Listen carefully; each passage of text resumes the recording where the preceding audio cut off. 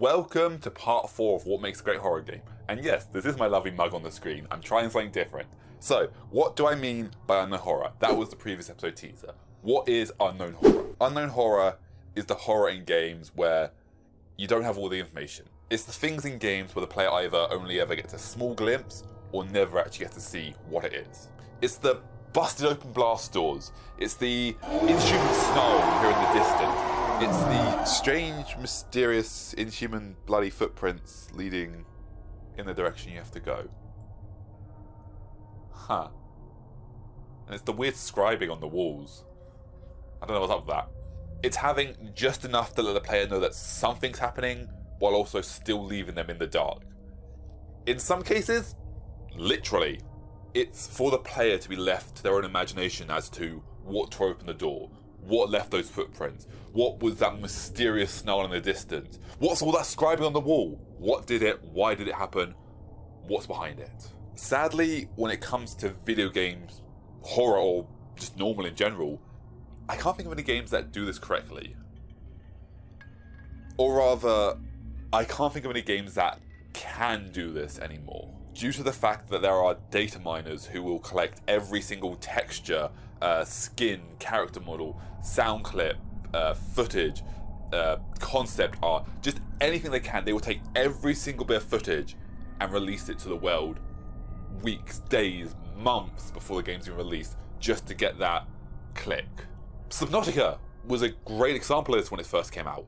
The game was shrouded in mystery. You had no idea there was an alien planet, there was a mysterious sickness, there was monsters and alien creatures that were threats and scary.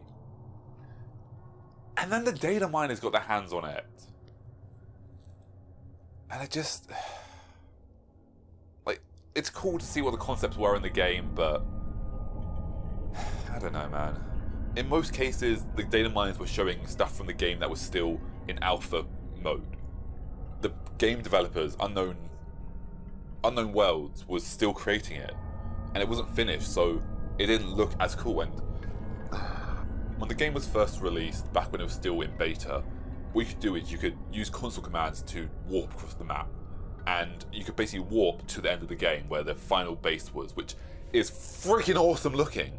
However, it was actually in the game as an asset about 6 months before it was actually physically possible to get there in-game through non-cheating methods. Because of this, 6 months before it was released, it was already available in the game, and everyone showed the screenshots, the teleporting, all the secrets about it. Because of that, I don't know, just... something was lost. And that's true of horror games nowadays. Everything is revealed. There is no mystery anymore, and it just sucks, really. I mean, can we not just have mystery in games anymore? Can there not be an agreement between nah, that'll never happen, because everyone wants that 5 seconds of fame. Anyway, tangent over, back to the main focus, unknown horror. And unknown horror, when done right, and when able to be done right, is one of the best things. In horror, yes, but actually in games just in general, I think. Unknown factors in the game. It's so good.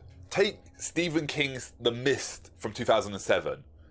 This movie gives you a very small taste of what's in The Mist. It doesn't show you everything. Sure, it shows you the bugs, the scorpions, the spiders, and the Elder God, I guess, but it never shows you everything. It never gives you a clear picture of what's out there. Take, for instance, the tentacles that grabbed the shop assistant. What were those? Were they connected to one massive creature? Were they their own individual slug-like snake creatures? Were they a hive mind where they were taking it back for a queen or something? Were they like a giant worm where they curved round into one, like the two arms were actually one long thing fighting together? Were they attached to the Elder God? We don't know, and that is what's so great about it. There's just unknown knowledge, and it's scary and mysterious. Because if the movie showed you what was out there, like showed you exactly what it looked like, where would the fear be? Like, okay, that's terrifying. Anyway, moving on. But no, like, hey, here's a taste of what's out there. Okay, that's scary, but Is it worse out there? What else is out there? What is that thing? What is it attached to? Am I safe in here? Should I leave this place? Should I, like, find somewhere to hide? Am I safe in this location? What if it burrows through the ground? Am I safe in the ground? I don't know. What do I do? But the second the fog clears up and it shows you, like, hey, here's the tentacle creatures. Yeah, they're attached to one massive blob that doesn't really move around. It moves very slowly. Like, oh. Guess I'll just walk over this way in a slightly faster pace then. Like, yeah, those will kill me in 1 minute, but if I just, like, do a light jog this way, yeah, that thing moves so slow I can just, like, outrun it. Ah. Scary. I mean, I just, like, get a Molotov and just kind of like, hey, tentacle creature. Molotov. I was scared of this thing. Well, okay then. Having the unknown factors is so crucial to keeping the character scared. Because we take the Elder God at the end of The Mist. I mean, was it an Elder God? That thing was a godlike creature that looked elder. So we call it Elder God, but we don't know what that was. Was that just an alien cow? Who knows? Maybe it was aggressive. Maybe it was docile. Maybe it didn't see the car. Maybe it did and was like, you're not worth my time. I'm just going to keep moving on. We have no idea about that thing. It was just in the world. And we're like, okay, this is now in our world. We have to live with that. Okay. Just pretend it's not there and it won't hurt us. But maybe just like, I'm just a happy little elder. Whatever it is. Elder creature. Like giant cow, elder cow, I'm calling it an elder cow. Maybe just like la la la la la la la, wandering through the fields. I like this planet, la la la. Why are they throwing bombs at me? Ow, la la la la la la la la la la. Like maybe it was completely friendly. We don't know. Or maybe it was like, aha, new planet to conquer, destroy all. Where's the most powerful place? Over there. Here's a car. Whatever. I'm gonna go destroy the rest of the world first. That could have been what I was thinking, or it could have been like la la la flowers. We don't know, and that's what's so good. We don't know. It's awesome. Everything was left up to the imagination of the watcher. It was awesome. Or in the actual case of a physical game, let's talk about Half-Life and Black Mesa. In that game, you have headcrabs, you have zombies, you have Voragard, you have Cthulhu dogs, you have barnacles, you have eyes. Are they called hound eyes? That's what they're called. Like, these are alien creatures from another world. And it's like, okay, cool. These are all the aliens. No, they're not. You go to Zen and guess what? There's new creatures. There's the tentacle creatures. There's the bodybuilders. There's the weird flying, lightning shooting things. There's Gonarch. There's the goddamn Neolymph. Like, is that thing an Elder God as well? We don't know. What if that was just one of many? God, but Half-Life does Unknown Horror so goddamn well. But the fact is, when we first arrive on Zen, we are not shown the entire alien planet. And yes, I am fully aware it is a game with limitations, and what we saw in the game was all there ever was. I understand that. However, in the concept of the actual Half-Life universe, we have no idea what else is out there. Like, Half-Life 2 with the Combine, they exist in the Half-Life universe. Half-Life 1, we never see them, but definitively, by canon, in Half-Life 1, there are the Striders, there are the morphed people, the cybernetic, like, mutant things. There's the Combine creatures. What else appears in Half-Life 2? There's the poisonous headcrabs, there's the fast headcrabs. Like, they exist in Half-Life 1, we just never see them. So that raises the question, what else exists in the Half-Life universe? Yes, limitations, the game doesn't exist, I get that. But in the actual universe, there could be more. Take, for instance, the book Raising the Bar, which is a Half-Life artist concept book with actual renditions. Renditions? Are they renditions? Concepts? Is a drawing a rendition? I think it is. I'm saying rendition. It may be wrong. If so, correct me in the comments below. But basically, there's a book out there with concepts and renditions of art concepts that never made it into the game. They're like, hey, here's what we wanted to put in the game, but due to crunch time, we couldn't. So here's a book filled with these alien creatures that we wanted to put in the game. Technically, they exist in Half-Life. We just never encounter them. And that's what's so great. We have no idea what's out there. It's awesome. There's Blue Shift and Shepard, whatever that's called, Half-Life It's called Half-Life Shepard, isn't it? No. Opposing Forces. Half-Life Opposing Forces and Half-Life Blue Shift. As well as the one where you play as the two girls. The co-op one. Point being, there's aliens in those you don't see in the base game. And that's what's so awesome. I talked about it earlier with the tentacle creatures from The Mist, but what about in Half-Life? What are those tentacle creatures? Are they, like, you only ever see them in bundles of three, so are they one creature attached to, like, three arms attached to one orb or something? Are they individual creatures? Do they connect in any way? Are they a hive mind? Are they actually aggressive? Are they just lost in a strange world and acting out? We don't know. And that is what's so awesome about it. I love unknown horror. I love unknown things in gaming just in general. It's great. I love it. And even though Half-Life technically isn't horror, I definitely class it as a horror game. Like, that game is horrifying when you actually think about it.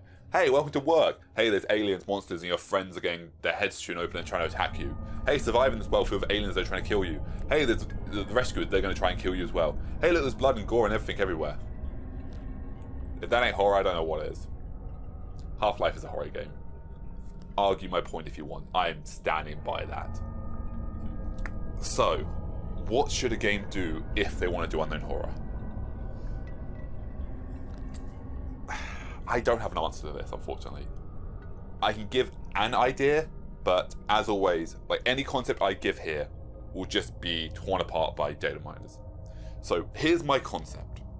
Have monsters A, B, and C that you show in the game. These are the generic grunts, the zombies, the infected, the easy to kill monsters, the very basic ones you encounter in every game, the grunts. Have them just be generic enemies that are like, okay, cool, that one is fast, so I need to like run away from it. That one's got good eyesight, so it can see me far away. That one's got good hearing, so I don't know I need to sneak around this level. And that one's just a generic one that I can attack whenever I want. Okay, I know how those ones work. Cool. Then you have monsters D, E, and F. These are the special, powered up kind of grunts. Like the mini bosses almost.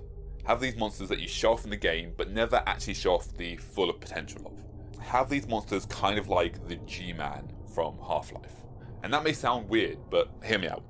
By having these monsters, it's clear they have power. You understand they have power. Like G-Man can teleport, he can freeze time, he can control people's mind. Okay, those are things we canonically know about G-Man. But what else can he do?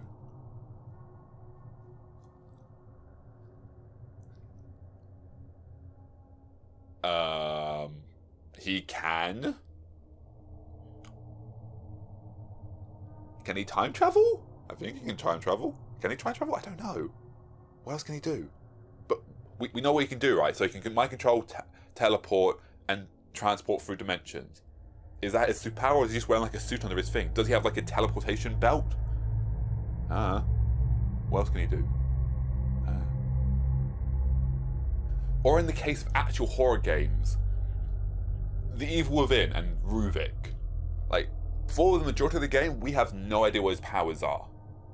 Granted, we see some of them, and at the end, we see what we see. And I'm making a different video on that, so we'll talk about that then. But throughout the entire game, you're never entirely sure what Ruvik's powers are. He's able to teleport, he's able to make clones of himself, he's able to reanimate the dead. These are powerful things he can do. But what else can he do? Like, he can drive you crazy? Is that him doing that, or is that the world doing that? Does he have control over the creatures in the world? I think so. Or are they just crazy? I don't know. What else can he do? I don't know what else he can do in the game. But I know he's a threat, and that's what's important. Because I know he's a threat, but I have no idea how much of a threat he is, and that's the crucial thing about unknown horror. A clever way to do this in a game would be have something we can definitively ground as powerful. Maybe have like an entire squadron of soldiers that, by our knowledge, soldiers are highly trained, weaponized machines. They're awesome. Have an entire squadron of like special agent versions of those who are the top of the class. Have them go into one room with a locked door, and you just hear gunfire, shouting and screaming. And then you open the door, and there's just like a monstrous creature in the middle standing there like...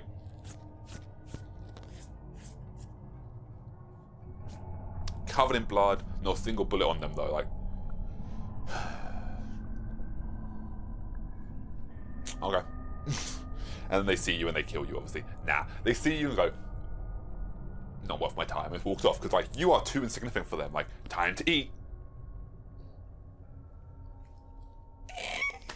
Nah, I've already killed all these people in this room. I've had enough fun today. I'm going to leave you. You can live for now, but yeah, whatever. Or one more thing to talk about, which is Outlast and the Walrider. Now, the Walrider, spoilers by the way, but by the way, I've spoken enough about Outlast in this series, so if you haven't played it already, seriously, go play it because I'm about to spoil some very serious endgame content right now. Okay, you gone played it? Cool. Right. The Walrider is a collection of nanobots from... I don't actually know this. Right, so the Walrider is nanobots, but it's cursed nanobots, I believe, that can embody or possess a human. But also the Walrider was impregnating female staff members, which I don't get how that works. But that's what's interesting about, like, how does that work? It's fascinating. We don't have all the answers. It's a monster that we just don't know about. It's cool. Then you have monsters G, H, and I. And these are monsters you will never see in the game. And I don't mean in general like, nah, you never actually see them in the game. No, I mean you will never see them because they do not have texture files. Have just the implied content of them. Have bodies smashed into ceilings 5 meters high. Have hallways with claw marks down giant parts of the wall that have massive hands. Have cages that have clearly been ripped open from the inside.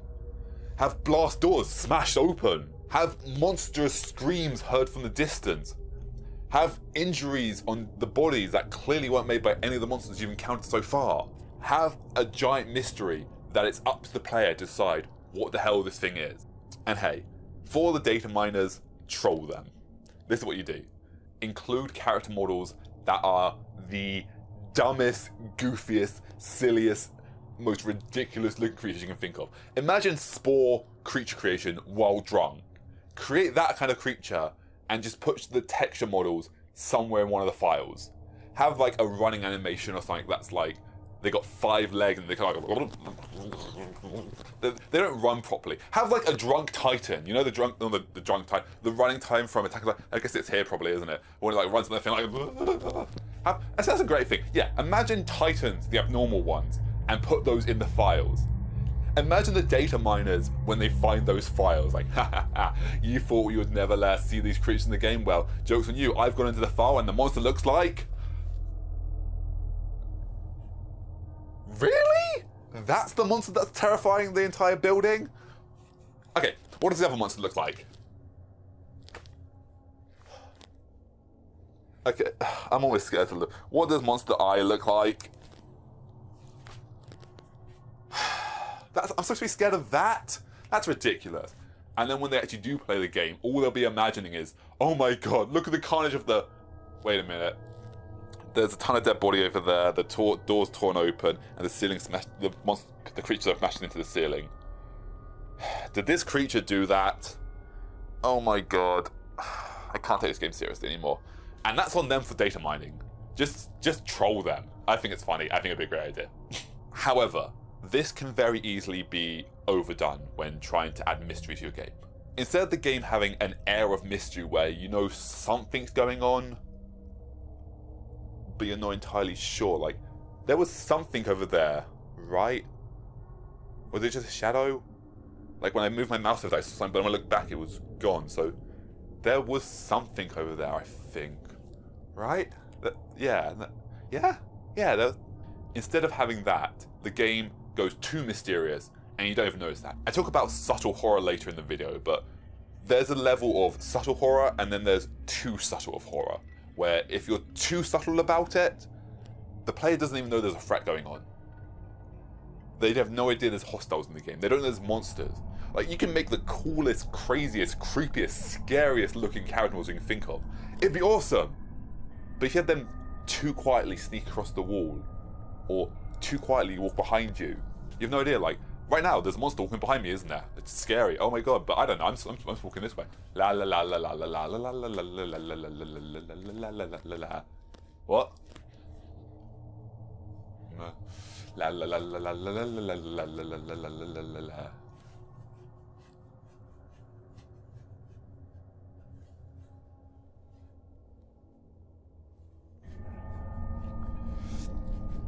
la, la, la, la, la, la, la, la. Oh, there were monsters in that room. Oh. I didn't notice them. Whoops. On top of that, there's one more thing you want to avoid when doing subtle horror. And of course, there's a final problem, which is if you make the game too mysterious, no one's going to figure it out. No one knows what's going on, and there's no clue what the story is. So then they turn to the theorists who come up with this conclusion that was completely different from what you intended for your game as the game developer. However, because the theorists have come up with a theory about what it is, they put it out on the internet, everyone takes it as law, and suddenly your story is no longer your story. So, how do you tread this thin line between showing too much of the monster, showing just enough of the monster, and not showing enough? Well, it really depends on what kind of game you're making.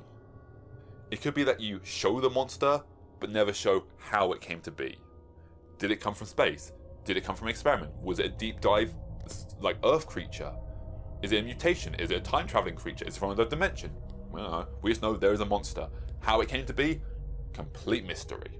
It could be that you leave notes around your game talking about Project X and Experiment Y and Test Z and how something doesn't feel right, but more notes to come, and then the pages never continue. It's like, yes, the specimen is torn paper. It's up to you to decide, what is that specimen? Like, okay, right, they were on experiments on this creature, but what was the creature? All it says is Specimen X. And sometimes this gets yelled at for being an easy out, but I think in horror games sometimes it works. Place the player in a situation where they have no memories of what happened, where everyone else in the situation knows exactly what's going on, but because they've already explained it to you, they don't feel like re-explaining it to you. It's the concept that they believe you know everything's going on, but you don't. Like if you're playing a game as a lab technician and you have no idea what you're doing, so you're like, do my job, pressing buttons, beep boop, doing my job. Oh, that did something bad, I think. Oops. It could be that you as the player are an investigator, investigating a situation where everyone in the location knows about it, but it's kind of an urban myth, legend where no one's allowed to talk about it. Where they know exactly what's going on. They know their village is being sacrificed. They know there's aliens. They know there's mole people. They know there's a monster in the cave.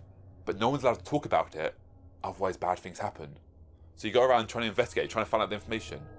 Or even have the game start after the player's been briefed. Say you're a top secret government agent and you're being sent on a special mission to take care of Project X. However, before the game started, you were briefed. Suddenly, you're put into fit. Okay, agent, time for you to start your mission. We'll put you on the ground. Good luck. And they fly away in the helicopter. Like, okay. What am I doing here? Got a gun, got a knife, got a medkit. No radio. Guess I should go this direction and investigate. Hey, there's dead bodies everywhere, and there's flames and weird sigils. Okay, something's definitely going on. So, why is this important? Why should games have unknown factors in them? Well, there's many reasons for this. One, it keeps the player invested in the game. They want to know what the mystery is. They want to keep playing just so they can solve whatever this mystery is. Maybe they won't get the information. Maybe they will. They know there's something's going on, and they know they need to play the game to find out the mystery. And maybe at the end of the game, I still don't know what's going on. I know something's going on. I get more information, but like, what was that thing over there? Why is this happening? What's going on? I want answers. Hey, there's a sequel coming out. Go buy it. It's also important because it also gives us this flair of feeling where you don't know what's going on. You're in a horror game. You don't have all the answers. You know you're in danger, but you don't know how much danger you're in. Sure, you know there's like demon dogs and hell bats and all that, but what else is there? And then there's the best thing for the developers, which is by having unknown features in your game, it gets people talking about it. It starts theories on the internet. It prompts discussion, and it gives free advertisement to your game. Like, hey, did you play Game X? Okay, right. So the dude in red, he just appears. Like, is he real? Is he like a manifestation of your consciousness? Or is he just someone observing you? Like, G-Man, for example. Half-Life came out in the 90s. What year are we in now? 2022, yeah. So, over 20 years, people have been trying to figure out the mystery of G-Man. We still don't know what's going on. We still don't have answers. We probably never will. There's so much shrouded mystery. Like, are we getting Half-Life 3 after Alex? It was set up, but we don't know. And that's what's so good about it. There's just mysteries everywhere. And it keeps people talking, even 20 years later. Okay, what about Half-Life 3? Are we getting Half-Life 3? What about Half-Life 3? I want Half-Life 3. Will Half-Life 3 ever happen? What about G-Man? Do we know about G-Man? What's the answer to G-Man? What is G-Man? Who is G-Man? Do we have answers? Will Half-Life 3 reveal who G-Man is? What about the Borealis? Is the Borealis going to happen? What is the Borealis? Give us the answer about what the Borealis is. Seriously, give us the answer about what Borealis is. I want to know. By having unknown factors in the game, it leaves up to the player to try and figure it out. They may never get the whole answer. They may never figure it out. They may never know what's going on in the game, but it keeps them invested, and it creates an air of mystery around the entire game. It's awesome. Spooky House of Jumpscare, or Spooky Jumpscare Mansion, is another example of this. Like, yeah, it's a jumpscare mansion, but underneath there's also a laboratory, a fast food restaurant, an old school, caves, random hallways. Like, what's up with that? Why is that there? I think there's an arcade in the game as well, which, why? Mysteries, unknown horror. You just keep playing the game like, okay, cool, right, yeah, that's, interesting. I want to know more about this game. I'm going to keep playing, and that's what you want for your player. So that's why I think unknown horror is so important in games, because it creates such an air of mystery behind it. If you want to see more in this series, there's 3 other parts before this where you can watch 1 to 4, which you really should have watched first because it makes this video a lot more sense. And there's probably another video coming soon in the next few days. We're talking about the conclusion of the 5 scares. Look forward to that, and there's a lot more coming on this channel. Subscribe for more content. See you then.